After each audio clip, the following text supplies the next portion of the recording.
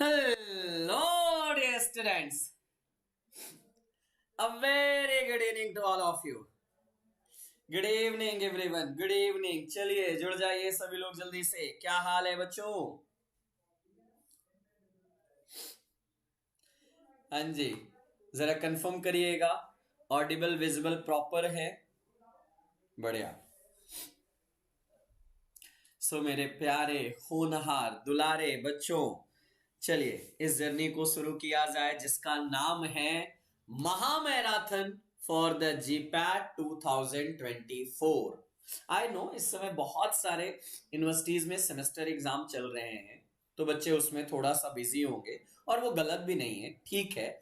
लेकिन अगर आपको टाइम मिलता है तो प्लीज इस सेशन को छोड़िएगा नहीं, क्योंकि काफी इंपॉर्टेंट सेशन चल रहे हैं और ये क्वेश्चंस आपके लिए काफी इंपॉर्टेंट होने वाले हैं, क्योंकि इसमें हम दोनों चीजें लेके चल रहे हैं। प्रीवियस ईयर क्वेश्चन पेपर उस टॉपिक से लेंगे और साथ ही साथ हम इसमें यह भी लेते हैं कि हमारे नए क्वेश्चंस भी उस टॉपिक से क्या होंगे उसके बारे में भी हम लेके चलेंगे। बढ़िया बढ़िया। सर क्लास डेली होती है? हाँ जी बेटा, क्लास डेली होती है हर रात 9 बजे। ये फिक्स है। महामैराथन सीरीज चल रही है जहां पे हमने एक ऐसा इनिशिएटिव या ऐसा टारगेट लिया है विच इटसेल्फ इज इम्पॉसिबल, बट हम उसको पॉसिबल करके दिखाएंगे, जहां पे हम लेने वाले हैं 10,000 एमसीक्यूज। हाँ जी, और ये आपके लिए बहुत ज्यादा जरूरी है। चलिए बढ़िया, आइए शुरुआत करते हैं। तो आज का देखो टॉपिक क्या है, सबसे ज्यादा जरूरी आज का टॉपिक हमारा होने वाला है from the pharmacology, respiratory system and peripheral nervous system. ये दो टॉपिक हमारे यहां पे होंगे, रेस्पिरेटरी एंड पीएनएस। अब रेस्पिरेटरी की बात करोगे तो अस्थमा आ जाएगा, कफ आ जाएगा। पीएनएस की बात करोगे तो स्केलेटल मसल्स रिलैक्सेंट और साथ ही साथ हमारे यहां पे लोकल एनास्थेटिक भी आएंगे। हाँ जी, चलिए बढ़िया से शुरुआत किया जाए। ओके, तो सबसे पहले आज के सेशन में आगे बढ़े और पहला क्वेश्चन देखें, लेकिन उससे पहले मैं उम्मीद करूंगा आप सभी लोग कॉपी पेन लेके बैठे होंगे, तो जरूर अपने आंसर सही और गलत को लिखने की आदत जरूर डालेंगे। ठीक, गुनगुन बेटा जीडीसी क्लासेस ऐप डाउनलोड करो, वहां पे सारा डिटेल मिल जाएगा और उसके बाद भी अगर कोई क्वेरी होती है so feel free to ask your queries.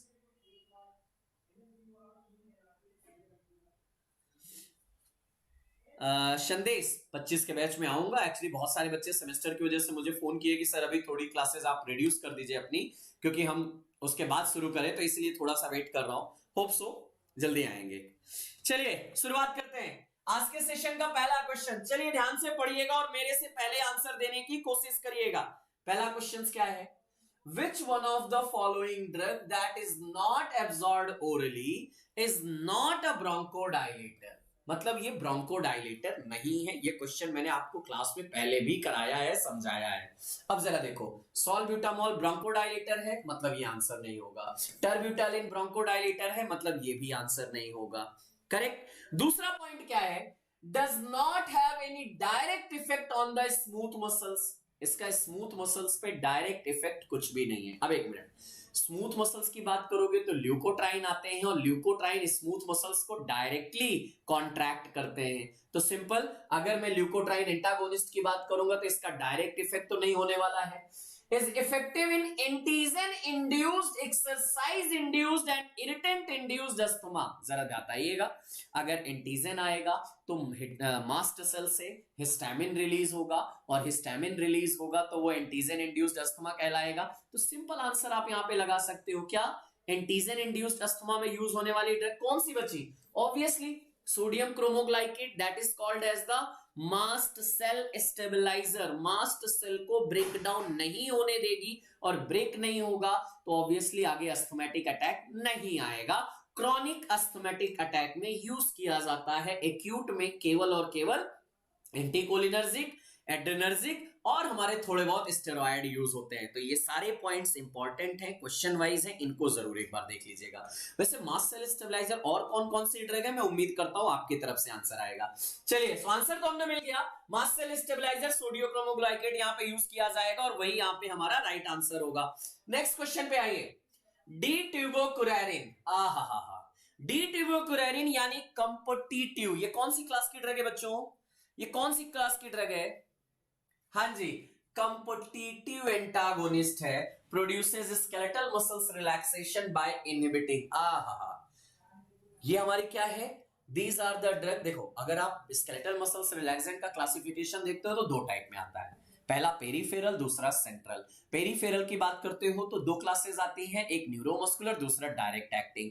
Neuromuscular की बात करते हो तो दो क्लासेस आती हैं, जहां पे हम देखते हैं हमारा क्या, कंपटीटिव और नॉन कंपटीटिव की बात आती है। क्या आंसर मिल गया क्या बच्चों? गैंग्लियोनिक निकोटिनिक रिसेप्टर गैंग्लियोनिक पे नहीं काम करता है, ये एनएम रिसेप्टर पे काम करता है, तो मस्कैरिनिक पे भी नहीं आएगा। Nicotinic receptor in neuromuscular junction alpha पे तो कोई रोल ही नहीं हो सकता है। So yes, D tubocurarine that is obtain from the physostigma tomentosum से डी ट्यूबरकुलेरिन ऑब्टेन्ड होता है, जो naturally acting skeletal muscles relaxant होता है, कंपटीटिव ब्लॉकर होता है, लॉन्ग एक्टिंग कंपटीटिव ब्लॉकर होता है। क्या ये सारी बातें याद आ रही है बच्चों आपको? हाँ जी, यानी हमारा एनएम रिसेप्टर ब्लॉकर होगा, और एनएम रिसेप्टर को ब्लॉक करके वो फर्दर हमारा कॉन्ट्रैक्शन को इनहिबिट करेगा, मसल्स कॉन्ट्रैक्शन नहीं होगा। सिंपल आंसर है, बढ़िया। नेक्स्ट क्वेश्चन आओ।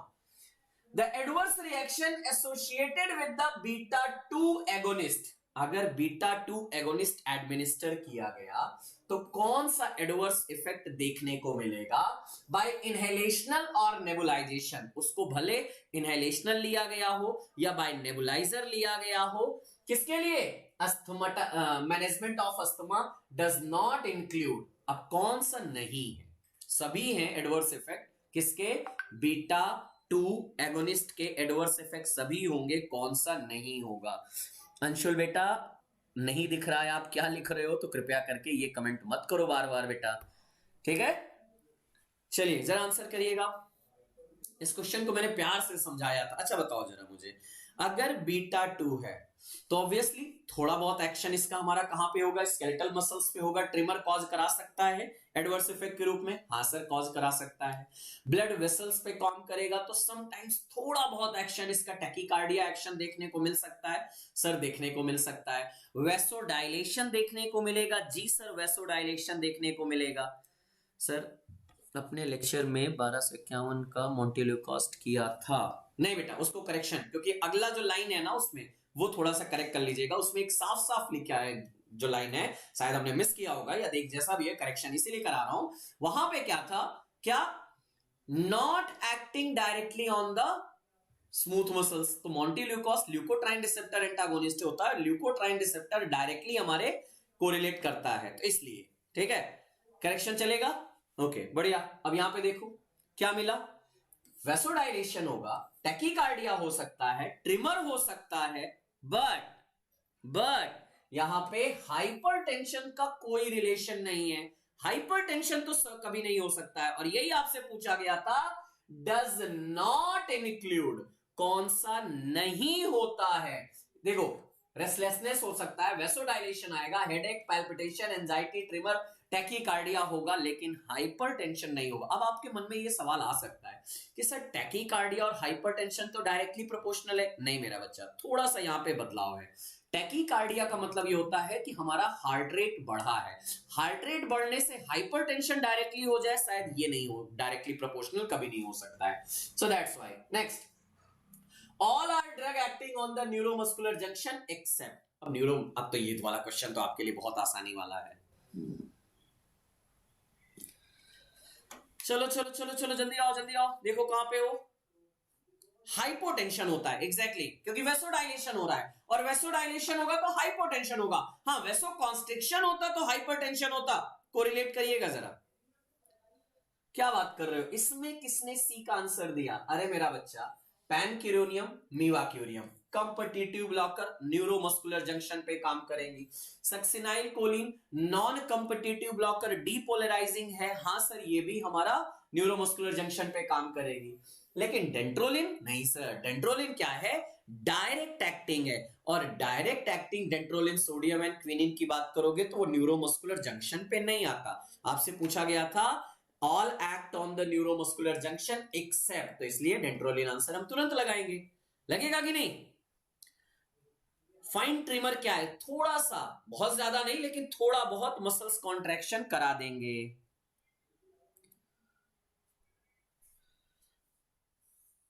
Okay good. हर्ष, पर डे 2 क्लासेस अप्रॉक्स आप मान के चलिएगा। गुड, नेक्स्ट क्वेश्चन पे आओ। विच of the following describe the effect of sodium cromoglycate? देखो, जीपैट 2018 का क्वेश्चन है और अभी हमने इसके बारे में पहले ही कवर कर लिया है। जल्दी से बता दो बेटा। Inhibit calcium ion from the sarcoplasmic reticulum by the ryanodine receptor का कोई रोल किसी को याद आ रहा होगा डेंड्रोलिन सोडियम में, तो शायद उसने आंसर कर लिया होगा। याद आ रहा है कि नहीं? मैकेनिज्म तो क्लियर है? चलो चलो चलो जल्दी आंसर करो।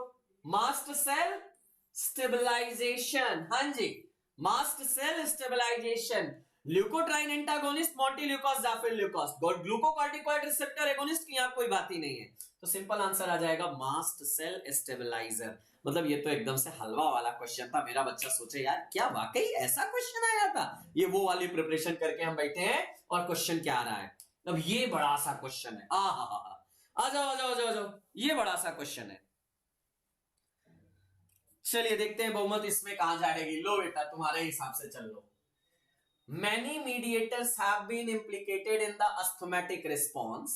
The clinical efficacy of pharmacological intervention with inhibitor or antagonist of the mediator involve following category except.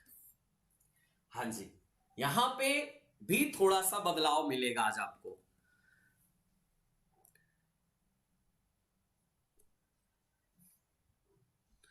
चलो चलो चलो चलो, drug of choice dantrolene sodium for the malignant hyperthermia, क्या बात है। आइए जरा इसका आंसर दीजिएगा।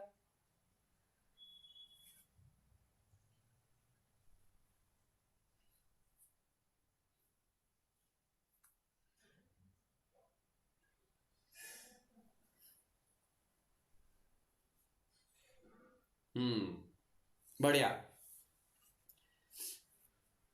आंसर आप लोगों ने सही दिया है, लेकिन मैं फिर से वही आपको दिखाऊंगा कि यहां पे जो आंसर दिया गया था ये जीपैट 2017 का क्वेश्चन है, और इसमें जो आंसर लगा के दिया गया था बाय द एनटीए वो आंसर सी दिया गया था। आप सभी ने वो आंसर पढ़ा भी है, मैंने उसको आपको क्लास में करेक्शन कराया भी है।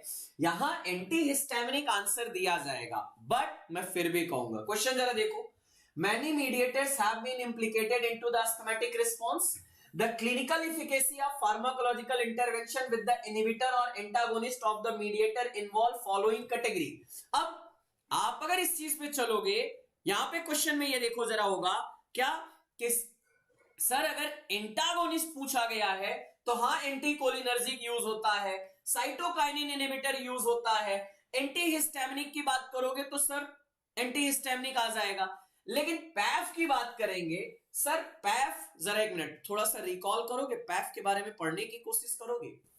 प्लेटलेट एक्टिवेटिंग फैक्टर, जिनका एक फंक्शन होता है कि हां ये हमारा ब्रोंको कॉन्स्ट्रिक्शन भी कॉज करते हैं, इनकी प्रॉपर्टी होती है, और यहीं पे सबसे बड़ा बदलाव होता है। और ये क्वेश्चन में बच्चा मेरा कंफ्यूज भी हो जाता है। सर हाँ आंसर यहां हम पैफ लगाएंगे, हम एंटीहिस्टामिनिक पे नहीं जाएंगे। इसको जब आप केडीटी से थोड़ा ध्यान से पढ़ोगे ना, तब आपको यहां पे आंसर आएगा, और तब आपको यहां पे क्लियर होगा कि देखो अब यहां पे बात समझना। मीडिएटर्स में अगर हम देखेंगे हिस्टामिन, क्या अगर हिस्टामिन रिलीज हो रहा है, टीएनएफ अल्फा रिलीज हो रहा है, जो हमारे मीडिएटर ग्रेन्यूल से रिलीज होके आएंगे, अरे अगर हमने बोला मास्ट सेल, आप मुझे आंसर करना, ध्यान से सुनना, अगर मास्ट सेल हम रिलीज होने से इनहिबिट कर रहे हैं, मास्ट सेल को डिस्टेबलाइज होने से रोक रहे हैं, क्यों सर? क्योंकि मास्ट सेल से हिस्टामिन रिलीज होगा, साइटोकाइनिन मीडिएटर्स रिलीज होंगे, इंफ्लामेटरी मीडिएटर्स रिलीज होंगे जो अस्थमा कॉज कराते हैं, हमको पढ़ा है हमने। अब अगर मैं इसी पे बात कर लूं कि बेटा अगर हिस्टामिन रिलीज हुआ तो क्या वो हमारा एलर्जिक रिस्पॉन्स नहीं कॉज करेगा, अस्थमा नहीं बढ़ाएगा? यस सर, अस्थमा बढ़ाएगा। लेकिन पॉइंट यहां पे बदलना है कि बेटा अगर हिस्टामिन रिलीज हुआ है तो वो अस्थमा को बढ़ाता है, तो एंटी हिस्टामिनिक यूज होगा। क्वेश्चन में एक्सेप्ट पे लेके चल रहे हैं तो पैफ का एंटागोनिस्ट हमारा अलग जाएगा, वो अलग हो जाएगा। तो थोड़ा सा चाहो तो इसको दोनों हिसाब से याद रख सकते हो, सुन सकते हो, और आपको वहां पे थोड़ा सा ध्यान देना है। मैंने दोनों चीजें क्लियर किया है, प्लीज इसको दोनों हिसाब से चलिएगा, आप उस क्वेश्चन के अकॉर्डिंग जाओगे। चलिए आइए next. Which among the following is a structural variant of the GABA and is used as the muscles relaxant? कुछ कहने की जरूरत ही नहीं है, GABA डेरिवेटिव। और GABA डेरिवेटिव की बात करोगे तो हमें GABA B याद आता है, और GABA B में एगोनिस्ट और एंटागोनिस्ट याद आता है। GABA B का एगोनिस्ट जो होता है ना, वो हमारा centrally acting skeletal muscles relaxant होता है। और आप आंसर वहां पे बात करोगे तो क्या पैफ एंटागोनिस्ट एप्रापिटेंट, हाँ जी आता है बेटा, बेटा बिल्कुल बिल्कुल बिल्कुल बिल्कुल।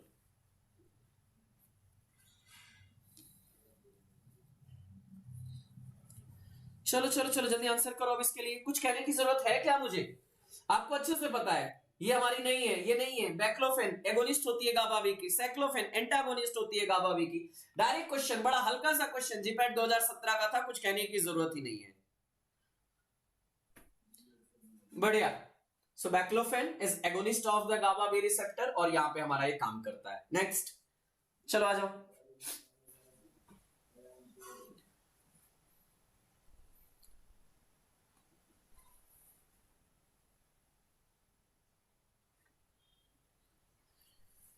चलिए नेक्स्ट क्वेश्चन देखिए, जल्दी से आंसर करिएगा, टाइम नहीं, थोड़ा सा टाइम बचाइएगा, आज थोड़ा सा जल्दी करने की कोशिश करेंगे। PD4 enzyme inhibitor agent used in the treatment of asthma. अब वैसे अगर अस्थमा की बात करोगे, देखो एमॉक्सिसिलिन अस्थमा में कभी यूज होता है क्या? नहीं। सॉल्ब्यूटामॉल सर ब्रोंकोडायलेटर है, बीटा 2 एगोनिस्ट है, तो PD4 पे काम नहीं करेगा। मॉन्टेल्यूकोस्ट की बात करोगे, ल्यूकोट्राइन रिसेप्टर एंटागोनिस्ट है, इसका कोई भी हमारा PD4 से काम नहीं है। अब वैसे अगर आप याद करोगे तो हाँ सर, हमें अमीनोफाइलिन, डोरीफाइलिन, डॉक्सीफाइलिन, ये सब जितने भी हमारी फाइलिन वाली क्लास की ड्रग है वो याद आती हैं। सो बच्चा कौन सा है? हाँ जी लगा दीजिएगा ना, रोफ्लूमिलास्ट की बात करेंगे।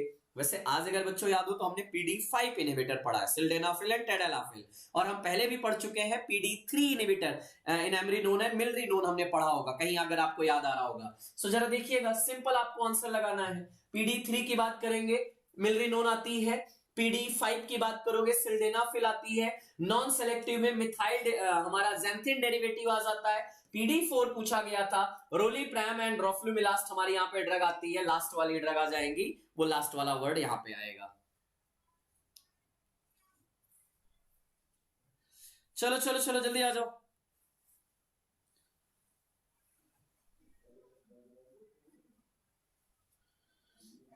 आइए जल्दी से आंसर करिएगा। Next question.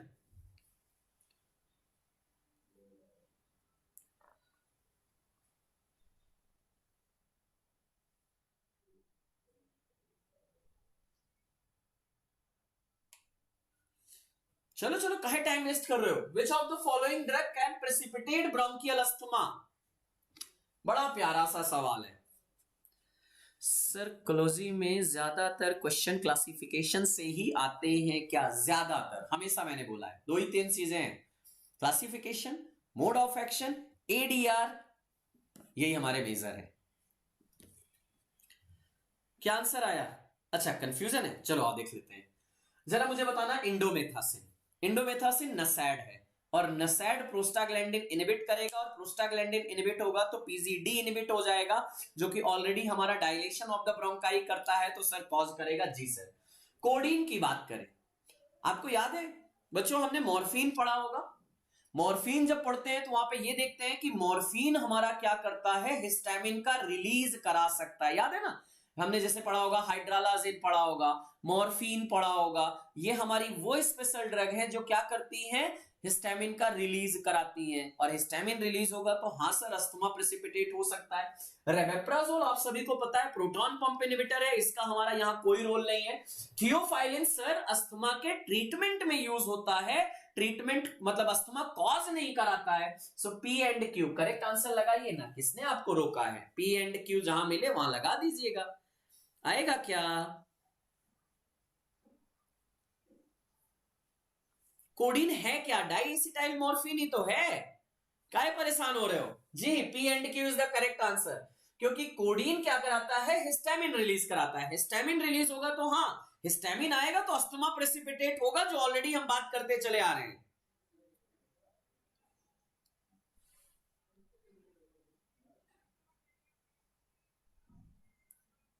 बढ़िया, next, what is the primary mechanism of action of the local anaesthetic. अगर लोकल एनास्थेटिक आया है तो सिंपली आप बोलोगे वोल्टेज गेटेड सोडियम चैनल को इनहिबिट करती है एम गेट एच गेट, कुछ तो याद आ रहा होगा आपको, बताइएगा जरा।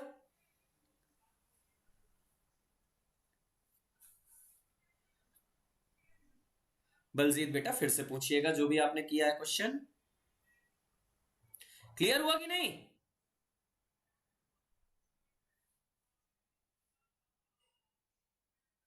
अभी इसमें क्या ही कहना यार, एक्टिवेशन नहीं जी, blockage of voltage gated sodium channel जी हाँ बिल्कुल काम करता है, स्टिमुलेशन नहीं करेगा, गाबा से कोई इसका रोल नहीं होता है। Blockage of voltage gated sodium channel M gate H gate, हाँ जी सेम वही कहानी तो है। सर बंद कर दीजिए, इनएक्टिवेशन करा दीजिए, प्रोलॉन्गेशन ऑफ द इनएक्टिवेशन। मैंने बार बार बोला है बच्चों, जितना ज्यादा आप फार्माकोलॉजी में कोरिलेशन सीखोगे उतना ज्यादा मजा आएगा। कोरिलेशन पे चलो मेरे बच्चों, तब मजा है। All of the given four drug are neuromuscular blocking agent, जरा आंसर देखो। जी भैया सर्विस बिल्कुल ब्लॉक कर देंगे, सोडियम ब्लॉक करता है ना, गुड।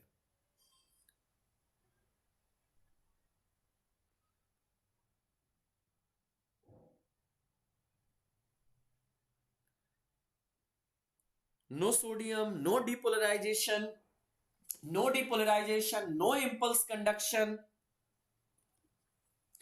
ओके आज बी वाले आंसर बहुत ज्यादा है। सर गुजरात डीआई के एग्जाम कब तक होने वाले चांस हैं, डीआई की वैकेंसी कब तक आने वाली है। देखो यूपीएससी डीआई नहीं, अब उसको सीडीएस डीआई बोलिएगा, कब आएगी कोई इंफॉर्मेशन नहीं है अभी, वो अंडर द ट्रायल पीरियड, मतलब फाइल फाइल फाइल खेल रही है, जल्दी ही आएगी उम्मीद है।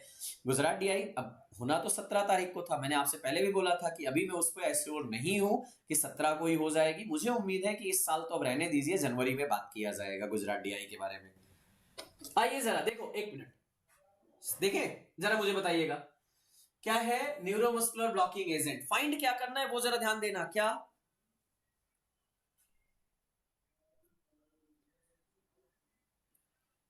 P and Q are competitive neuromuscular blocking agent. P हाँ है, Q नहीं सर, कंपिटिटिव नहीं है, नॉन कंपिटिटिव डीपोलराइजिंग ब्लॉकर, गलत है, काट दो। Q and R are competitive, Q and R competitive नहीं हो सकते, अभी हमने Q काट दिया है। R and S are non competitive, S तो कंपिटिटिव है तो नॉन कंपिटिटिव कैसे हुआ, तो बचा क्या, वही तो आंसर है, बताओ ना कितना टफ था जी, बताइए कितने बच्चों ने डी आंसर लगाया था, बहुत सारे बी देखने को मिल रहे हैं आज, इतना बड़ा ब्लंडर कैसे जी। पहले समझो एक एक वर्ड को, मुझे बताइएगा क्या सक्सिनाइल कोलिन कंपिटिटिव है, अगर नहीं तो ये दोनों आंसर्स तो ऐसे ही आपके गलत हो गए। क्या ड्यूटिवोकुरेरिन हमारा नॉन कंपिटिटिव है, अगर नहीं तो ये गलत हो गया, बचा क्या, डी बचा।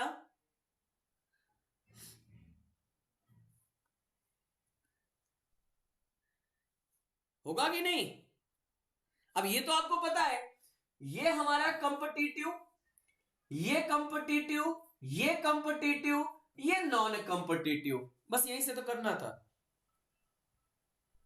बढ़िया, good. So P and S are competitive neuromuscular blocking agent, और क्लासिफिकेशन तो हमने पढ़ा ही है ना। और ये मैंने बोला था एक तरफ नॉन लगाइएगा, चाहे नॉन कॉम्पिटिटिव कर दीजिएगा चाहे नॉन डिपोलराइजिंग कर दीजिएगा, नॉन लगाइएगा लेकिन एक तरफ लगाइएगा। हम ऑप्शंस पर नहीं जाते सर, आपके पढ़ाए कॉन्सेप्ट पर जाते हैं। क्या बात है मेरा बच्चा, बढ़िया। चलो आ जाओ नेक्स्ट क्वेश्चन, जाफिर ल्यूकोस्ट। हे भगवान, ये भी कोई क्वेश्चन है? Zafirlukast, montelukast are the leukotriene receptor blocker. मैं कंफ्यूज हो गई, नॉन डिपोलराइजिंग और नॉन कॉम्पिटिटिव। फिर बेटा मैंने इसीलिए बोला एक तरफ नॉन लगाइए, जैसे सक्सिनाइल कोलिन डिपोलराइजिंग है ना, ये तो याद है ना, तो ऑब्वियसली नॉन कॉम्पिटिटिव हो जाएगा। ट्यूबोकुरेरिन कॉम्पिटिटिव है तो ऑब्वियसली नॉन डिपोलराइजिंग हो जाएगा। एक तरफ नॉन लगाइए, बात खत्म। कंफ्यूजन कहां है जी? Okay good. ये दिख रहा है क्या, ल्यूकोट्राइन रिसेप्टर एंटागोनिस्ट? और ल्यूकोट्राइन रिसेप्टर एंटागोनिस्ट दिख रहा है तो आंसर लगा दीजिएगा। बहुत बढ़िया। चलो चलो चलो, mast cell stabilizer, leukotriene receptor antagonist, a prodrug of terbutaline. Terbutaline का प्रोड्रग, एएनएस में कितनी बार हमने इसके पढ़ते चले आए हैं। टर्ब्यूटालिन का प्रोड्रग हमारा क्या होता है? Bambuterol is the prodrug of the terbutaline. Salmeterol directly acting होता है और हमारा लाबा में आता है, लॉन्ग एक्टिंग बीटा 2 एगोनिस्ट आता है। जाफिर ल्यूकोस्ट निडोक्रोमिल अलग ही है, ये ल्यूकोट्राइन रिसेप्टर एंटागोनिस्ट है, ये मास्ट सेल स्टेबलाइजर में आता है, तो ऑब्वियसली हमारा यहाँ पे सी आंसर आ जाएगा। किसने यहाँ पे बी आंसर दिया जी? उसको थोड़ा खींच के इधर लाइए, उसको मुर्गा या मुर्गी बनाते हैं जिसने बी आंसर दिया इस क्वेश्चन में है। सैलमेट्रॉल, वाह, सैलमेट्रॉल कब से होने लगा जी? फिर अभी थोड़ी देर बाद बोलोगे सर फॉर्मेट्रॉल भी तो प्रोड्रग ही है क्या? नहीं भैया, बैम्ब्यूट्रॉल प्रोड्रग होता है जिसका एक्टिव मेटाबोलाइट टर्ब्यूटालिन होता है। Warfarin interact with antihistaminic drug, anti asthmatic drug and increase prothrombin time. हाँ, ये वाला थोड़ा अलग है और ये अच्छा क्वेश्चन है, इसको जरा नोट करिएगा, ये थोड़ा नोट करिएगा, क्लास में डायरेक्ट लाइन बताया था इसके बारे में।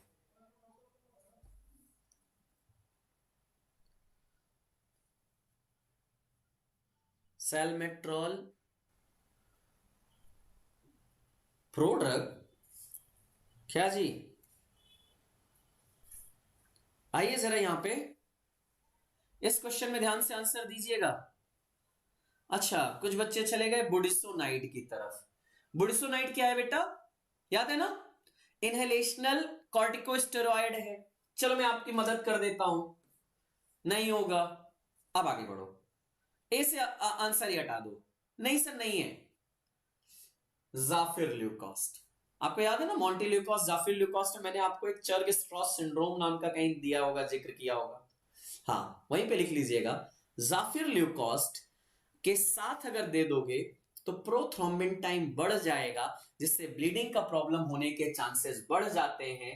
सो it interact, zafirlukast interact with the warfarin to increase the prothrombin time. इसलिए जाफिर ल्यूकोस्ट को कभी भी अच्छा, सैलमेट्रॉल में कौन जा रहा है भैया? बीटा 2 एगोनिस्ट का कोई भी कोरिलेशन नहीं है रिलेटेड टू द वारफेरिन, ये इसका यूनिक है, प्लीज इसको अलग रखिएगा।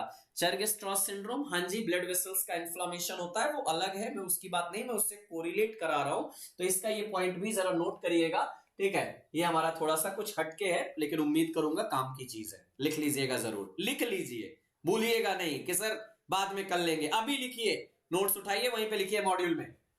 Which of the following is used as the local anesthetic in the formulation of the parenteral product? हो, parenteral product के फॉर्मुलेशन में अभी लक्ष्य जीपैट सीरीज में ये क्वेश्चन था। गुड, बढ़िया। एंटीएस्थमेटिक में इसको यूज किया था, हाँ जी, बुड्सोनाइड वो तो है ही है बेटा।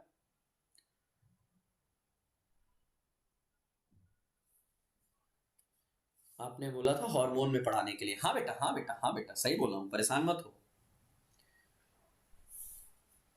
अब ये इसको भी सोचना पड़ेगा क्या, बेटा एसिटिक एसिड तो तुम्हारा एनास्थेटिक नहीं है ना।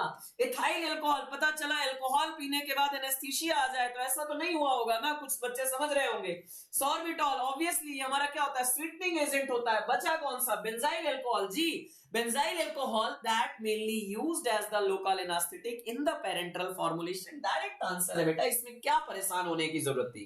एसिटिक एसिड बफर है, थाइल अल्कोहल सॉल्युबलाइजर है, सॉर्बिटॉल की बात करेंगे बल्कि सब्सटेंस एंड टोनिसिटी पे काम करता है, लेकिन बेंजाइल अल्कोहल हांजी प्रोकेन के साथ में लोकल एनास्थेटिक का काम करता है और पेरेंटल फॉर्मुलेशन में मेनली यूज किया जाता है। आएगा क्या? Next, one of the following is selective beta 2 stimulant. अब देखो कुछ बच्चे यहां कंफ्यूज हो जाते हैं, सर बीटा 2 स्टिमुलेंट लिखा है, हमने तो बीटा 2 एगोनिस्ट या एंटागोनिस्ट पढ़ा है। अरे थोड़ा सा शब्द बदल दिया तो तुम कंफ्यूज क्यों हो जाओगे जी। Beta 2 stimulant obviously beta 2 agonist कौन सा दिख रहा है, कैफीन तो नहीं है ना, प्रोप्रानोलोल ब्लॉकर आएगा ना, बीटा हिस्टीन की कहानी ही अलग है, तो ऑब्वियसली सॉल्बिटामोल आ जाएगा। इसमें भी सोचने की जरूरत है क्या? मतलब ऐसे क्वेश्चन अगर तुम देखो और उसके बाद तुम टाइम लो 10 सेकंड से ज्यादा खाली टिक करने से ज्यादा, फिर तो पढ़ना बेकार है बेटा मेरे साथ। 100% इसमें अटेंडेंस का आंसर आना चाहिए सभी का। चलिए आगे बढ़ते हैं। ऑटोकॉइड से वैसे भी थोड़े से क्वेश्चन हल्के रहते हैं, इससे ज्यादा मतलब इस पार्ट से ज्यादा क्वेश्चन आपको नहीं देखने को मिलेगा क्योंकि रेस्पिरेटरी छोटा सा है, पीएनएस छोटा सा है, तो क्वेश्चन बहुत हल्के ही आते हैं इससे। सर लक्ष्य जीपैट टेस्ट में आज जो कोलॉजी का टेस्ट था उसका टेस्ट नंबर गलत था, इसलिए मैंने नहीं दे पाया सर। कोई बात नहीं बेटा मालती, आप सही शेड्यूल के अकॉर्डिंग, मैंने आपसे बोला था ना लक्ष्य जीपैट का पीडीएफ डाउनलोड कर लो बेटा, वेबसाइट से ऐप से सब मिल जाएगा। नहीं मिलता तो मुझे बताइए, मैं शेयर करा दूंगा ग्रुप में। चलो, central muscles relaxant, centrally acting muscles relaxant, बताओ ना जरा क्या करता है। डायरेक्ट लाइन है, centrally acting muscles relaxant, these are the drug which block the spinal and supra spinal conduction, मतलब जो हमारा क्या बोलते हैं उसको, पॉलीसिनेप्टिक रिफ्लेक्स होता है ना स्पाइनल एंड सुप्रा स्पाइनल, उसको ब्लॉक करता है। एक मिनट, क्या नर्व कंडक्शन को ब्लॉक करेगा क्या? Not at all. Nerve conduction anaesthetic में आता है, ब्लॉक कंडक्शन बेटा ये हमारा पेरिफेरल में जाएगा। डिक्रीज मसल्स एक्साइटमेंट नहीं भैया, वो डायरेक्टली एक्टिंग वाली काम करेगी। So centrally acting will inhibit the spinal polysynaptic reflex. भाई जो हमारा मैसेज जा रहा था हमारा किसके थ्रू, स्पाइनल के थ्रू, उसको तो इनहिबिट करेगी ना। यस सर, प्लीज शेयर करा दो। डेफिनेटली बेटा, कल मॉर्निंग में मैं सबसे पहले यही काम करा देता हूं आपको, actual taste wise, number wise, content wise आपको शेयर करा देता हूं पीडीएफ सभी ग्रुप में, निश्चिंत रहो। इनहिबिट स्पाइनल पॉलीसिनेप्टिक रिफ्लेक्स को इनहिबिट करता है, और जिसकी वजह से हमारा, अब आपको ये तो बताने की जरूरत नहीं ना, 4 क्लासेस में आती है। पहली हमारी कौन सी, मेफेंशिन कॉन्जेनर, दूसरी गाबा बी एगोनिस्ट आता है, तीसरा centrally acting alpha 2 agonist derivative tizanidine आ जाता है, गाबा बी वाले में बैक्लोफेन आ जाता है, मेफेंशिन में हमारे क्लोरडाइजेपॉक्साइड और हमारे ये सारी क्लोरमेजानोन, क्लोरजोक्साजोन ये आ जाती है, और लास्टली आता है कौन सा, चौथा कौन सा, अरे बोलो ना, डायजेपाम। हाँ जी, I downloaded app but couldn't open, please guide me। अभी नहीं बेटा, अभी क्लास में यहां पे गाइड नहीं हो पाएगा। चलो नेक्स्ट क्वेश्चन देखो, select the drug that will aggravate bronchial asthma. अभी तो समझाया, बताइए ना कौन सी ड्रग ऐसी है जो अस्थमा को एग्रीवेट यानी प्रेसिपिटेट कर देगी। अब भी तो बात किया यार। चलो, एम्फेटामिन, मॉर्फिन, प्रोप्रानोलॉल, ट्यूबोकुरेरिन। ध्यान से सोच समझ के आंसर देना, तब मजा आएगा।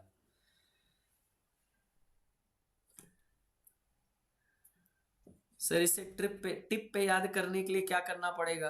पूरी क्लासेस ध्यान से करना पड़ेगा वरुण, और मैं गारंटी देता हूं जितने यहाँ पे तुम्हारे सीनियर बच्चे हैं, तुम तो 25 वाले बच्चे हो, तुम्हारे सीनियर 24 वाले जितने बच्चे हैं और जिन्होंने रेगुलर क्लास किया है, उनको ये ट्रिक और याद करने के लिए ज्यादा परेशानी नहीं है। मॉर्फिन एक लाइन का आंसर है। अब कुछ बच्चों के मन में आएगा, सर ऐसे तो प्रोप्रानोलॉल भी, अस्थमा प्रेसिपिटेट कर देता है? जी सर, प्रोप्रानोलॉल, ट्यूबोकुरेरिन, ये दोनों अस्थमा प्रेसिपिटेट कर सकते हैं। लेकिन अगर मॉर्फिन की बात करेंगे, जरा ध्यान से सुनना, मॉर्फिन की बात करेंगे, दैट एग्रेवेट्स ब्रोंकियल अस्थमा। क्यों सर? वो रेस्पिरेटरी सेंटर को डिप्रेस कर देगा और पर्सन हमारा क्या है? क्या बात कर रहे हो? और उसके बाद तुम ये पूछ रहे हो?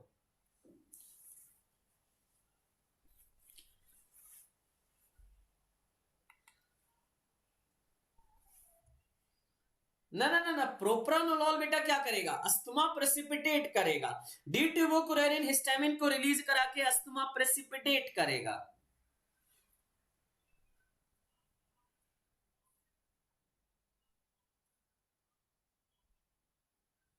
क्या? चलो नेक्स्ट क्वेश्चन। भाई साहब, अरे प्रेसिपिटेट और एग्रेवेट बेटा, अब तुमको मैं इंग्लिश की भी क्लास लगवाऊं क्या? जरा मुझे ये बताओ।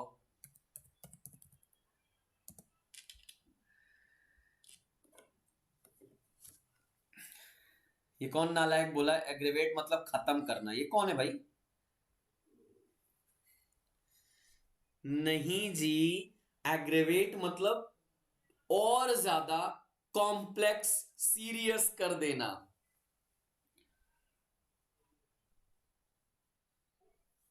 चलो आ जाओ next. Drug used in treatment of the bronchial asthma usually. अब ये क्वेश्चन क्या है? मतलब इस क्वेश्चन को सोचने की जरूरत है क्या? जरा मुझे बताओ। अस्थमा में आप बीटा 2 एगोनिस्ट देते हो कि नहीं देते हो? ऑब्वियसली देते हो। और अल्फा का एंटागोनिस्ट, क्यों सर?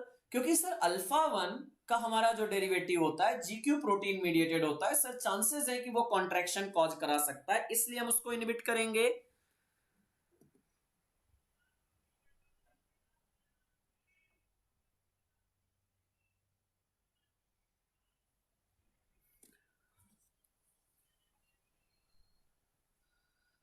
चलो आ जाओ। So stimulate beta receptor but block alpha receptor. देखो आप मुझे बताइए, बीटा को ब्लॉक तो नहीं कर सकते ना, बीटा को ब्लॉक तो नहीं कर सकते ना।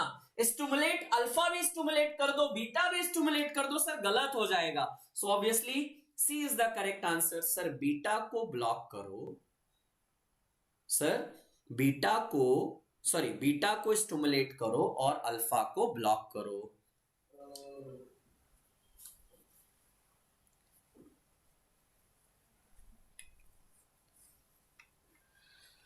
ओह अमन, ऑब्वियसली बच्चे, मैं अपने बच्चों को इसी चीज के लिए तो जाना जाता हूं, थोड़ा सा याद रखने के लिए। अमन अच्छा लगा बेटा। Your best wishes will definitely motivate the juniors. In which NIPER you are? हाँ जी, बढ़िया। सो अगर हम बात करेंगे, हमारे जो भी बीटा 2 एगोनिस्ट हैं, this will activate the beta 2 receptor, लेकिन साथ ही साथ हमें इसको क्या करना है? अल्फा रिसेप्टर को ब्लॉक करना पड़ेगा।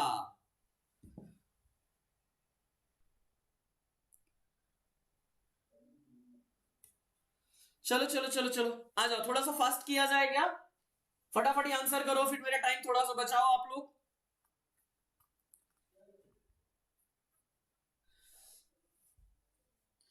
नाइपर मोहाली सटेक्स, प्राउड ऑफ यू मेरे बच्चे, हमेशा ऐसे ही आगे बढ़ते रहिए, नाम रोशन करते रहिए। और हाँ, अच्छा लगता है जब मेरे बच्चे एक साल आगे जाने के बाद बैक टू सेशन पे आते हैं, थोड़ा बहुत ही सही, चलो एक बार याद आ जाती है।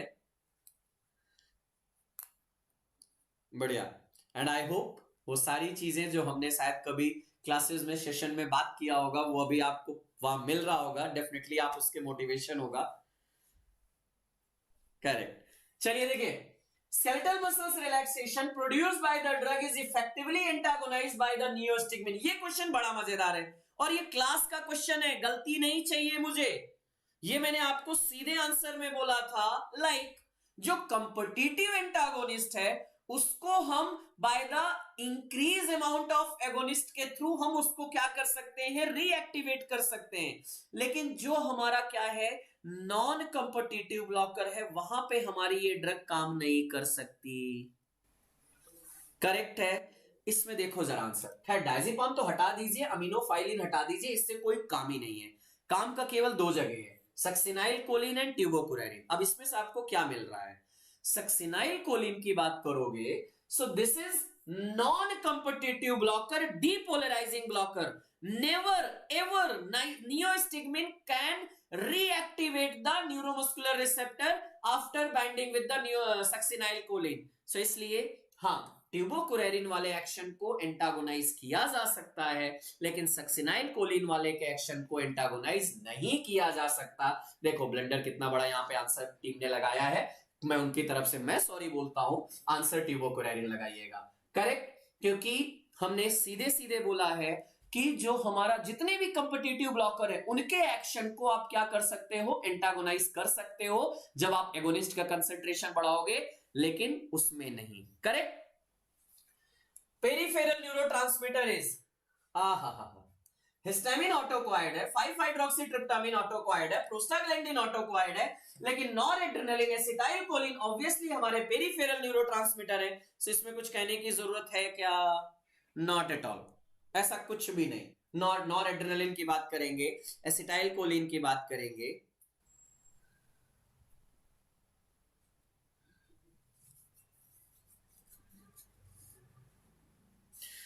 नहीं बेटा गलत क्वेश्चन का सॉल्यूशन देने की बात नहीं है, कभी कभी हो सकता है पीपीटी में डालते वक्त भी ऊपर नीचे हो जाता है आंसर लगाने में, ठीक है, ह्यूमन एरर है बेटा, ये आप थोड़ा बहुत तो मान के चलोगे, ह्यूमन एरर होती है। हाँ जी, सो अगर हम बात करेंगे, बाकी हमने पढ़े हुए हैं, एसिटाइलकोलिन है, नॉरएड्रेनालिन है, ये हमारे पेरिफेरल न्यूरोट्रांसमीटर है, बाकी हमारे ऑटोक्वायर्ड की कहानी है तो उस पर ज्यादा जाने की जरूरत ही नहीं है। चूज द करेक्ट आंसर, ये क्वेश्चन बड़े ध्यान से समझना और बड़ा मजेदार है ये क्वेश्चन। मैंने आपसे बोला बीच बीच में आपको कुछ क्वेश्चन में जरूर दूंगा जो आपको थोड़ा सा हिलाएंगे घुमाएंगे, लेकिन आंसर दोगे तो मजा आएंगे। आइए जरा, डी ट्यूबोकुरेरिन के बारे में बात हो रही है, मैं नीचे से चलूंगा। D tubocurarine is the ganglionic blocker. कितने बच्चे मेरे साथ बोलेंगे कि सर ये गलत है? बढ़िया, आगे बढ़े, चलो आगे क्या कहानी है। At the muscles in the plate, it increase the frequency of sodium ion channel opening. क्या बात है, मतलब कुछ कहने की जरूरत ही नहीं है, ये सोडियम आयन चैनल ओपनिंग की फ्रीक्वेंसी को इंक्रीज करती है। सर कहीं ना कहीं ये ऐसा लिख गया है जैसे सर बेंजोडाइजेपिन की बात हो रही है। It is long acting peripherally acting skeletal muscles relaxant. It is a competitive blocker of the nicotinic acetylcholine receptor. जी हाँ सर, पीक्यू सही है, आरएस गलत है, बताइए जरा। हाँ जी, बढ़िया, ऑप्शन गलत है, क्यों भाई?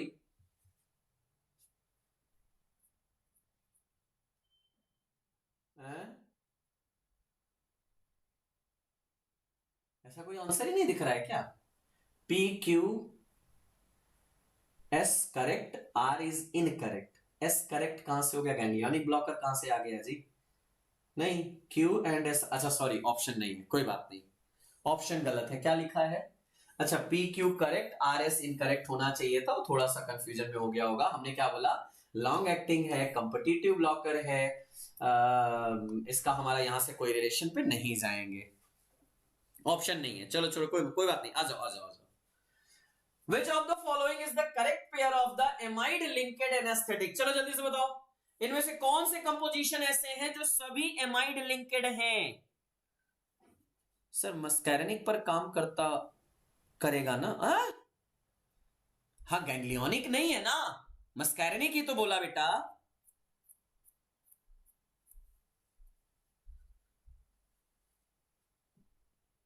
मस्कैरेनिक, ओ हेलो सचिन, मस्कैरेनिक पे डी ट्यूबोकुरेरिन, फिर से सोचो और फिर से आंसर करना। चलिए मैंने सिंपल बोला यार, single I ester, double I amide, single I ester काट दो, सिंगल आई एस्टर काट दो, double I double I double I double I, हाँ जी एमाइड हो गए, डबल आई सिंगल आई काट दो, सी आंसर हो गया। आपसे एमाइड लिंकेड बताना था, एक ही चीज याद रखना था, क्या, अगर सिंगल आई नाम में दिखे तो एस्टर डेरिवेटिव है, डबल आई दिखे तो एमाइड डेरिवेटिव है, बस सिर्फ और सिर्फ आई ही तो देखना है जी, आई ही देखना था और कुछ करना ही नहीं था यार। एस्टर और एमाइड, सिंगल आई डबल आई, बस यही तो करना था। Anticholinergic receptor antagonist use for the bronchial asthma, bronchial asthma में एंटीकोलिनर्जिक कौन से यूज होते हैं?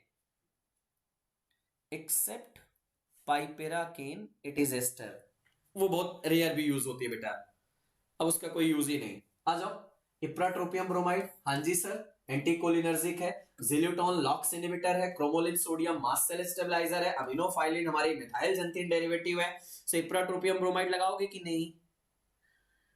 आएगा, exactly, simple answer is that. पूरा क्लासिफिकेशन हमने अस्थमा का अच्छे से टिप पे रखा हुआ है। आइए, अच्छा एक बार और, चलो थोड़ा सा एक बार और थोड़ा अच्छे क्वेश्चन पे चलते हैं। अच्छे क्वेश्चन को ध्यान से पढ़ना बेटा। Find out the correct sentence regarding the peripherally acting skeletal muscles relaxant. आ जाओ, IV injection of non depolarizing blocker, देखो नॉन डिपोलराइजिंग ब्लॉकर लिखा है, मतलब कहीं ना कहीं कॉम्पिटिटिव ब्लॉकर की बात हो रही है, correct. Rapidly produce muscles weakness, हाँ बिल्कुल मसल्स वीकनेस कॉज करेगा। Competitive neuromuscular blocker produces some degree of ganglionic blocker, थोड़ा बहुत तो कर देता है, इतना तो छूट है कि एनएम पे काम करने वाला थोड़ा बहुत गैंग्लिया पे काम कर ले, इतना चलेगा। D tubocurarine tend to cause the release of histamine, हाँ सर बिल्कुल करता है, मास्ट सेल से हिस्टामिन रिलीज कराता है। D tubocurarine produces significant rise in blood pressure, ओ हो।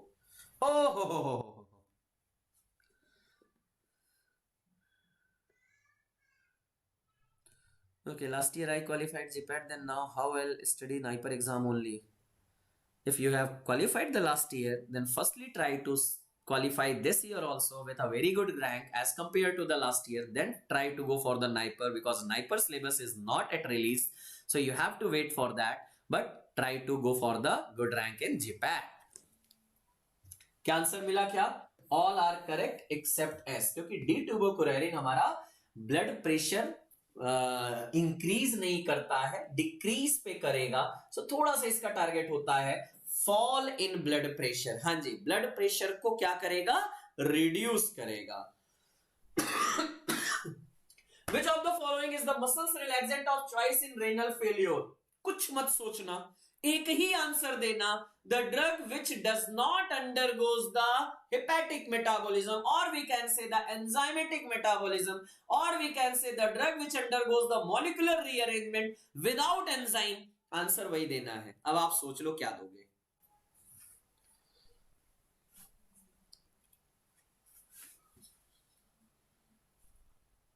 जल्दी जल्दी जल्दी जल्दी जल्दी जल्दी जल्दी, मैं नहीं बता रहा, आप लोग बताओ मुझे।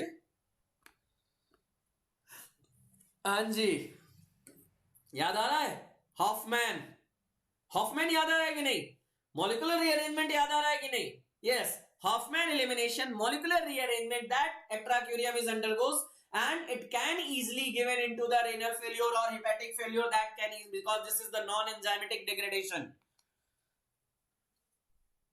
Mechanism of action of dentrolin, सीधे सीधे अभी बात किया था, dentrolin sodium inhibit calcium secretion from the sarcoplasm, okay, bind to ryanodine receptor to block release of calcium, inhibit GABA receptor, inhibit GABA motor neuron। चलिए मैं आपको इतना क्लियर कर देता हूं, सी और डी नहीं होगा।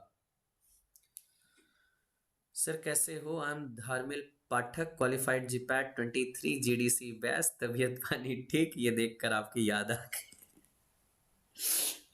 हाँ जी धार्मिल, मैं बहुत बढ़िया बेटा, वहीं पे मैं खड़ा हूं जहां पे आपके जूनियर्स आपके पदचिन्हों पे आगे बढ़ने वाले हैं।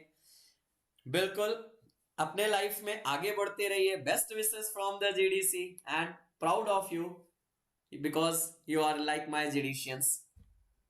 Thank you. चलो जरा जल्दी से बोलो।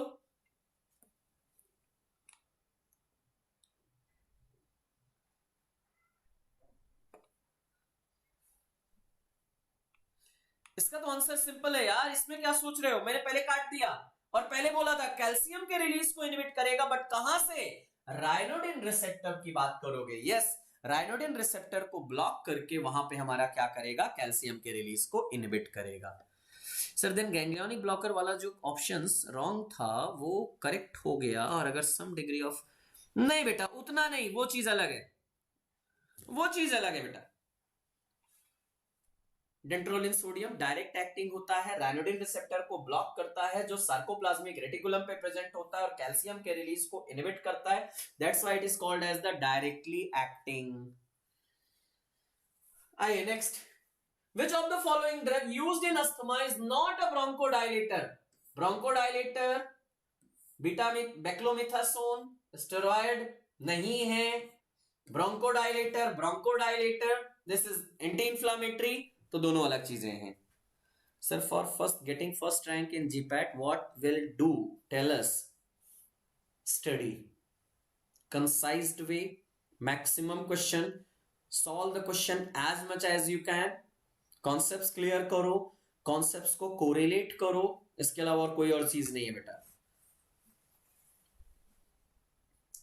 बेक्लोमिथासोन क्या है भाई, मिथासोन, सोन हमने बोला था क्या होते हैं, स्टेरॉइड होते हैं।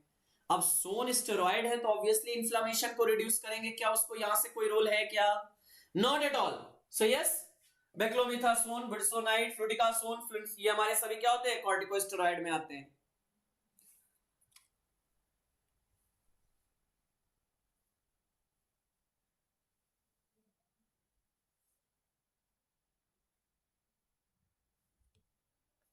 चलो चलो चलो आ जाओ, next question.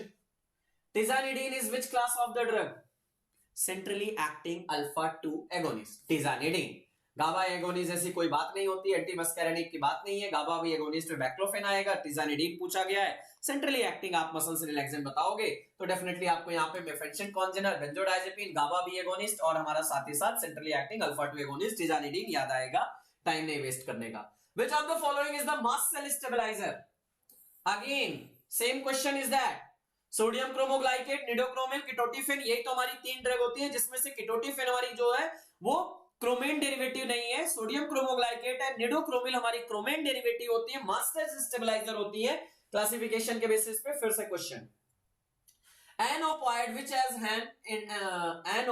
which has an antitussive action, opioid लो, एंटीटसिव, नॉन ओपॉइड, या इसको हम क्या बोलते हैं, non opioid dextromethorphan, non opioid narcotine, codeine हमारा ओपॉइड डेरिवेटिव है, हाँ ये हमारा एंटीटसिव है, it mainly suppress the stimuli, correct. Antitussive क्या होते हैं, कफ सेंटर सप्रेशेंट होते हैं ना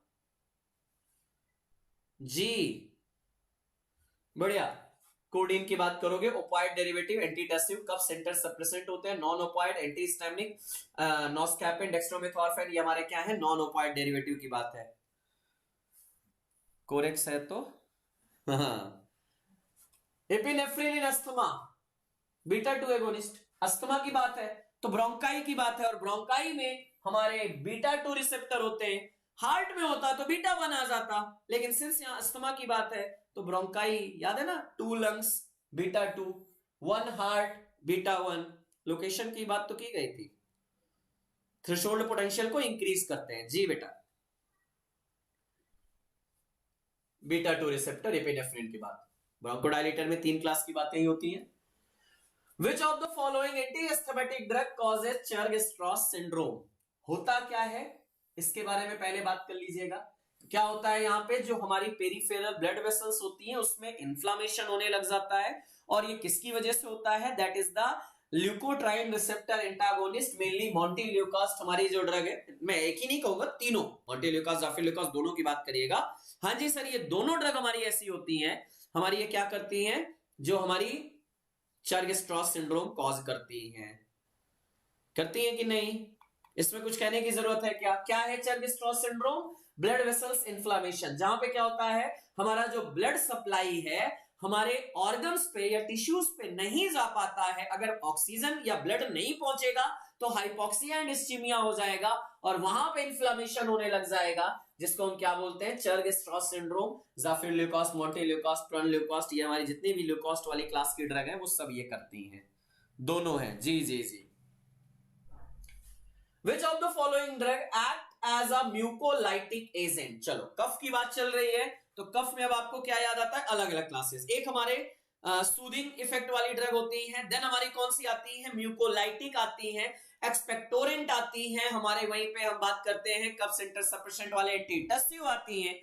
म्यूकोलाइटिक का मतलब those drug which break down the bond between the mucus, mucus के बीच में डाइसल्फाइड बॉन्ड होता है, उसको ब्रेक करने वाली ड्रग कहलाती है म्यूकोलाइटिक। अब जरा देखो, this is antitussive, chlorpheniramine antihistaminic antitussive, salbutamol bronchodilator, so that is the correct answer carbocisteine. हाँ जी, कार्बोसिस्टीन, एसिटाइल सिस्टीन, ये हमारी ब्रोमहेक्सिन, ये हमारी क्या होती हैं, म्यूकोलाइटिक होती हैं, जो हमारे क्या करते हैं, म्यूकस के ब्रेकडाउन कराती हैं, म्यूकस के बीच का जो बॉन्ड है ब्रेकडाउन। अच्छा, एक होता है एक्सपेक्टोरेंट जो सिक्रीशन इनहैंसर आते हैं, जैसे हम बोलते हैं हमारे कौन से, सोडियम क्लोराइड, हमारे सोडियम पोटेशियम क्लोराइड वगैरह हमारे जो आते हैं ना, वो क्या होते हैं, सिक्रीशन इनहैंसर होते हैं। टोलू बाल्सम वगैरह की बात करेंगे, इरिटेशन कॉज कराते हैं, लेकिन यहां पे कार्बोसिस्टीन करेक्ट आंसर है। Mucolytic, bromhexine, एम्ब्रेक्सोल, acetyl cysteine, carbocisteine, हमने secretion enhancer, potassium citrate, potassium iodide, tolu balsam, ammonium chloride, ये सारी ड्रग आती हैं।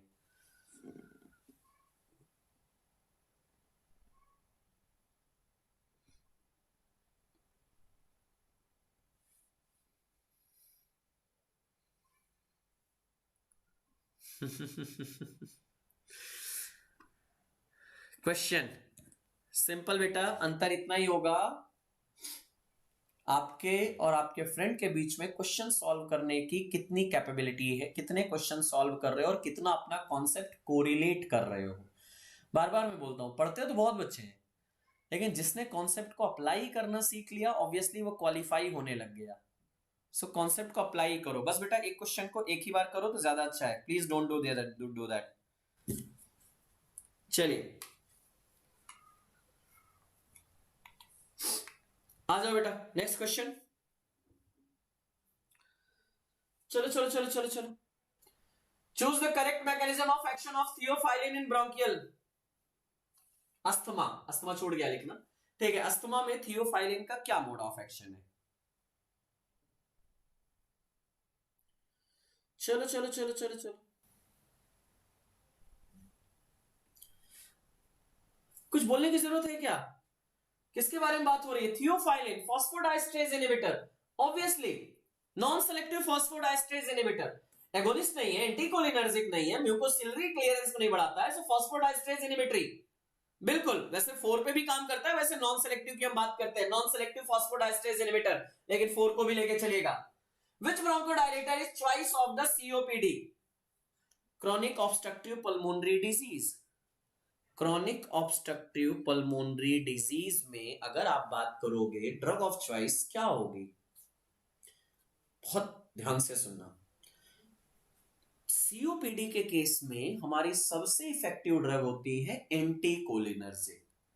Anticholinergic drug which are mainly meant for to act on the bronchi, यानी ipratropium bromide and tiotropium bromide. COPD के बारे में अगर कभी भी बात आएगी तो कृपया करके सॉल्ब्यूटामोल या टर्ब्यूटालिन पे मत जाइएगा, पहला आंसर लगाइएगा कहां पे? एंटीकोलिनर्जिक ड्रग पे लगाइएगा। These are more preferred and more selective in the case of the COPD. So yes, anticholinergic are more effective than sympathomimetic drug as a bronchodilator in choice of COPD. इस चीज को जरूर याद रखिएगा।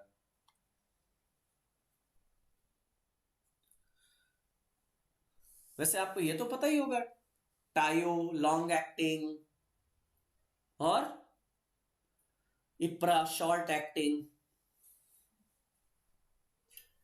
Which of the following is more lipophilic and more potent long acting used in filtration? देखो अब यहां पे याद रखना है क्या? More lipophilic and more potent। मैंने आपसे 2 चीजें याद कराई थी, याद है?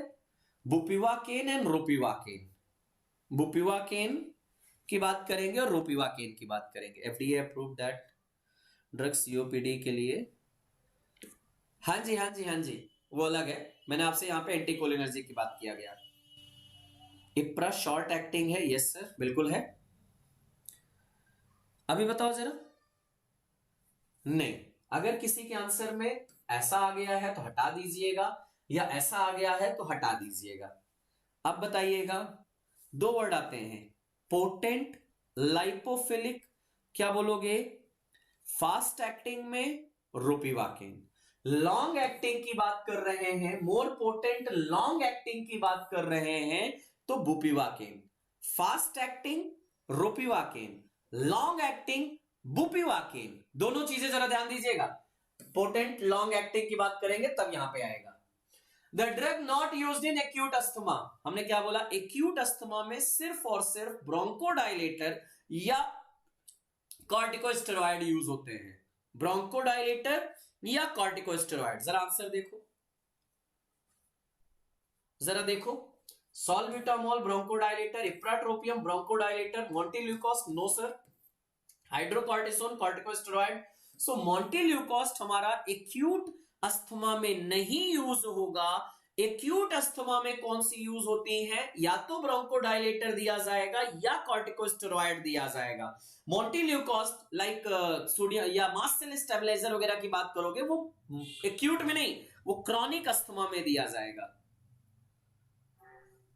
होगा? बढ़िया। सो हमने क्या बोला? बीटा 2 एगोनिस्ट, एंटीकोलिनर्जिक, मिथाइलजैंथिन और कॉर्टिकोस्टेरॉइड। बस यही एक्यूट अस्थमा के लिए। क्रॉनिक में बाकी चीजें देखी जाएंगी।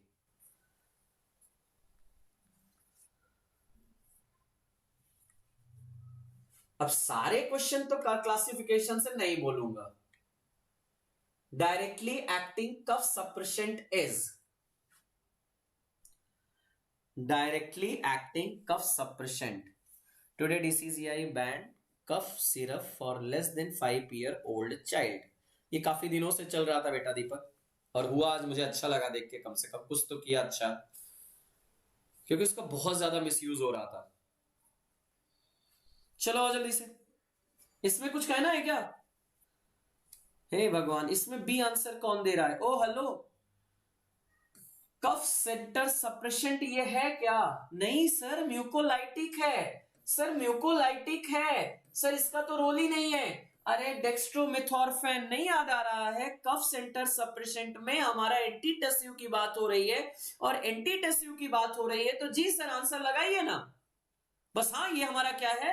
नॉन ओपॉइड है, यही तो मैं आंसर देना था। नॉन ओपॉइड एंटीटेसिव में हमारा आएगा नॉस्कैपिन डेक्स्ट्रोमेथॉर्फेन, उसमें भी बी आंसर लगाए पड़े। हे प्रभु, हे प्रभु। The local anaesthetic with the longest duration of action, local anaesthetic जिसका ड्यूरेशन ऑफ एक्शन क्या हो? लॉन्गेस्ट हो। प्रोकेन, क्लोरोप्रोकेन, वैसे क्लोरोप्रोकेन तो शॉर्टेस्ट है, मैं शॉर्टेस्ट आपको बता दे रहा हूं, लॉन्गेस्ट आप आंसर दे देना। चलो चलो जल्दी बोलो।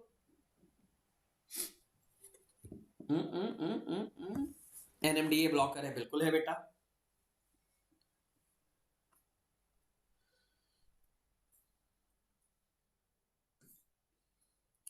TBRD याद आ रहा है क्या? Long duration more potent, TBRD, tetracaine, bupivacaine, ropivacaine, dibucaine. तो काय के लिए सोच रहे हो जी? TBRD याद है तो मतलब इसमें भी सोचने वाली चीज है क्या? Central muscles relaxant act by, ये तो कुछ सुना सुना नाम लग रहा है। इनहिबिटिंग स्पाइनल पॉलीसिनेप्टिक रिफ्लेक्स, हाँ जी। सेंट्रली एक्टिंग मसल्स रिलैक्सेंट कहां काम करेंगे? Sir, I studied drug name classification a lot, but forget confuse them easily. What to do? Just write down the classification always with the tricks and mnemonics. Otherwise, you will mix up all the tricks. Local anesthetic used in the management of arrhythmia. Name the local anesthetic which can also be used in arrhythmia. चलो चलो चलो चलो जल्दी बोलो। Procaine, benzocaine, lidocaine और कीटामिन, इसमें भी कुछ कहने की जरूरत है क्या? anti-arrhythmic drug, or we can say the local anesthetic which can also be used in arrhythmia, that is called as the lidocaine. है बढ़िया, lidocaine is the correct answer. अब पूरा क्लासिफिकेशन एंटी अरिथमिक का तो याद ही होगा, 4 क्लासेस क्लास 1B में आती है लिडोकेन, किसी को याद है क्या? Question produce difficulty medical lab pharmacist, हाँ जी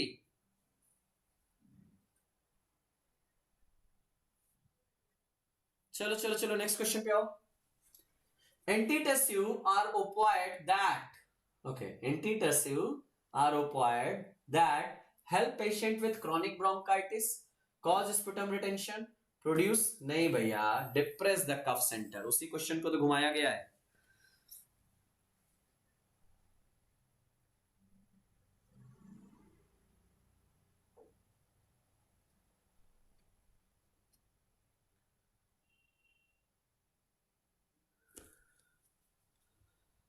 चलो चलो बढ़िया, कफ सेंटर सफिशिएंट आएगा.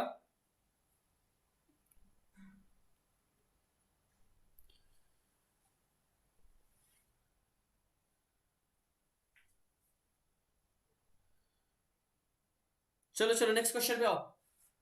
Following drug inhibits release of calcium from the sarcoplasmic reticulum. Dantrolene, अभी बात किया था, राइनोडिन रिसेप्टर सार्कोप्लाज्मिक रेटिकुलम से calcium. Okay, laudanosine is metabolite of, किसका मेटाबोलाइट है? वीक्यूरोनियम का, पैनक्यूरोनियम का, एक्ट्राक्यूरियम का, रोक्यूरोनियम का. यहीं पे हॉफमैन एलिमिनेशन की बात ही चल रही थी. हमारा यही एट्राक्यूरियम का हमारा एक मेटाबोलाइट बनता है, और ये जो मेटाबोलाइट बनता है ना, ये by the Hofmann elimination molecular rearrangement से ही बनता है. एंड लॉर्डिनोसिन यहाँ पे हमारा बनता है, जो उसका क्या होता है, मेटाबोलाइट होता है by the Hofmann elimination, and that can be mainly is a benzyl isoquinoline ring containing, और ये हमारा ट्रिपल बी क्रॉस कर सकता है. हाँ, ये नाम पहली बार सुना है, लेकिन बहुत ज्यादा इंपॉर्टेंट नहीं है कि मैं आपको बोलूं कि इसको बहुत ज्यादा याद रखने की जरूरत है, बस खाली सुन लो. In spinal anesthesia, the drug is deposited between, हाँ ये इंपॉर्टेंट है, इसको मैंने पहले भी बोला. स्पाइनल एनेस्थीसिया में ड्रग किस स्पेस पे दिया जाता है? Dura and arachnoid space, pia and arachnoid space, dura and vertebrae, और इनटू द कॉर्ड सब्सटेंस. कहां पे दिया जाता है? चलो चलो चलो चलो चलो जल्दी बोलो. ये क्लास की बात थी बेटा.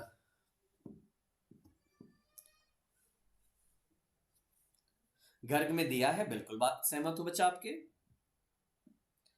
केटी में भी दिया है, परेशान मत हो ना. सी,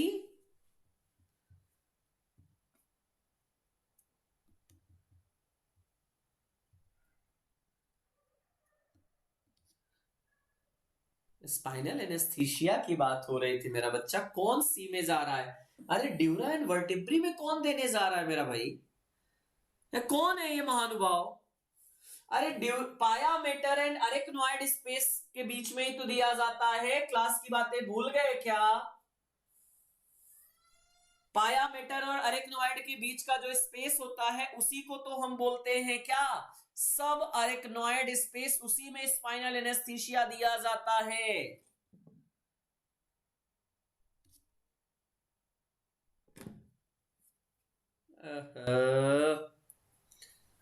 चलिए, which of the following drug is used as the neuromuscular blocking agent? Neuromuscular blocking agent, हाँ जी, succinyl choline. Neuromuscular blocking agent कौन है?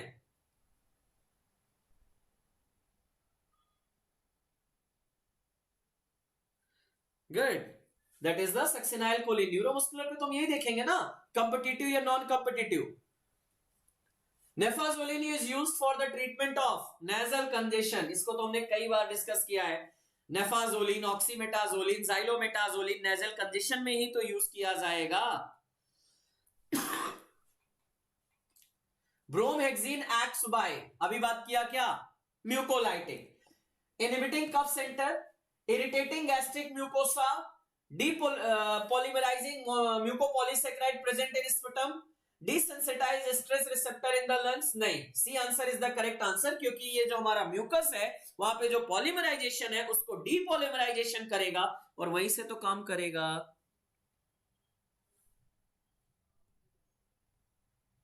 चलिए बढ़िया, हाँ जी, सिंपल आंसर है कि डीपॉलीमराइजेशन कर देगा, जो पॉलीमर ऑफ म्यूकस है उसको ब्रेक करके अलग अलग पार्ट्स में डिवाइड कर देगा और वो हमारा होगा। चलिए last question, finally 1300 MCQs are completed in the 26 classes, I hope. हाँ, और ये क्वेश्चन आपको आंसर करना है। I am leaving it. Read the following statement regarding the tizanidine. जल्दी जल्दी जल्दी जल्दी जल्दी जल्दी। कार्बोसिस्टीन ऑल्सो, हाँ जी जाएगा। ओके, सी आंसर दिया। किसने सी आंसर दिया है? ऋतिक राज। जहां भी हो मुर्गा बन जाओ बेटा, तो मजा आ जाएगा मुझे। अगर तुमको तुम्हारे अकॉर्डिंग टिजानिडीन गाबा रिसेप्टर पे काम करेगा तो कहने की क्या जरूरत है फिर तो। खैर, सेंट्रली एक्टिंग अल्फा 2 एगोनिस्ट है जी, inhibit the release of inhibitory neurotransmitter. अरे अगर अल्फा 2 एगोनिस्ट है तो ऑब्वियसली एड्रेनालिन या नॉन एड्रेनालिन को इनहिबिट करेगा, वो हमारे इनहिबिटरी तो नहीं है, सो इसलिए इनहिबिटरी नहीं, inhibit the release of excitatory neurotransmitter, ये बात ठीक है। तो अगर मैं सिंपली बोलूं पी और एस सही है, और पी एस कहां है, आप आंसर दे दो, मुझे नहीं पता है जी। P and S are the correct answer, inhibit the release of excitatory neurotransmitter, और साथ ही साथ हमारा क्या होगा, ये सेंट्रली एक्टिंग अल्फा 2 एगोनिस्ट होगा। चलिए, ये रहा आज का session from the respiratory and PNS, इन दो टॉपिक से रहा।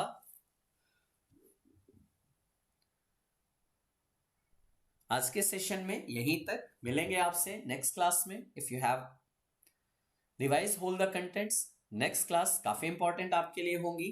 क्लासेस थोड़ा सा मिस करना बंद करिए, जितना ज्यादा आप रेगुलर रहोगे उतना ज्यादा शायद आपको फायदा मिलेगा। So don't miss this classes. So with this, thank you so much to all of you.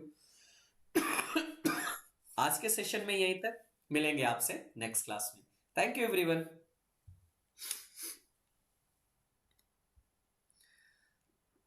अपने आंसर जरूर करके जाइएगा जो शुरू से आपने लिखना शुरू किया है।